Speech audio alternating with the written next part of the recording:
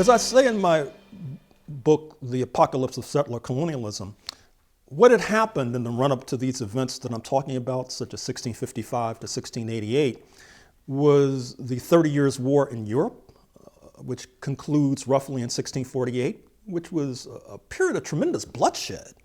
And because of this incessant warfare, that helped to give birth to advancements in technology. Advancements not only in terms of weaponry, which I talk about in this book, but advancements in terms of military formations.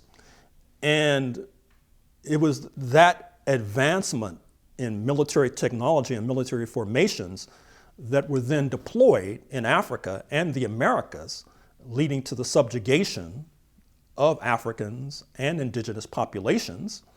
And the result is you have a person like myself with probably roots in West Africa here in North America speaking a language that was developed in Northwest Europe, English.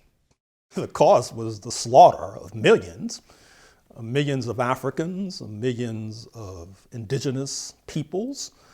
The cost was the decimation, particularly of the indigenous population of the Americas. It was a cost paid in blood. It was a cost paid in warped ideology too, because as many of us now recognize, it led to a kind of deformation of the thinking of many of those who were designated as, quote, white, unquote, a deformation that I'm afraid continues to this very day. So the methods, of course, were military in the first place. Other than military, I would say ideological exploitation is a key to the continuation of white supremacy. But I should also say, once again, that the Africans were not necessarily supinely accepting their fate.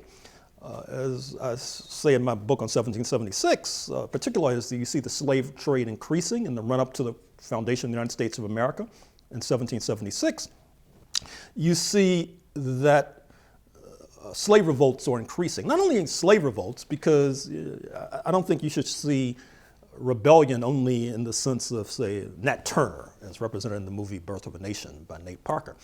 You should see it in terms of poisoning and the statutes against poison, the exploitation of herbs and plants by Africans to poison their masters.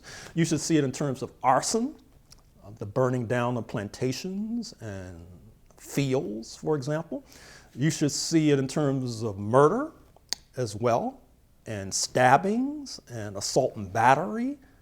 And so we turned the tables on these oppressors here in North America.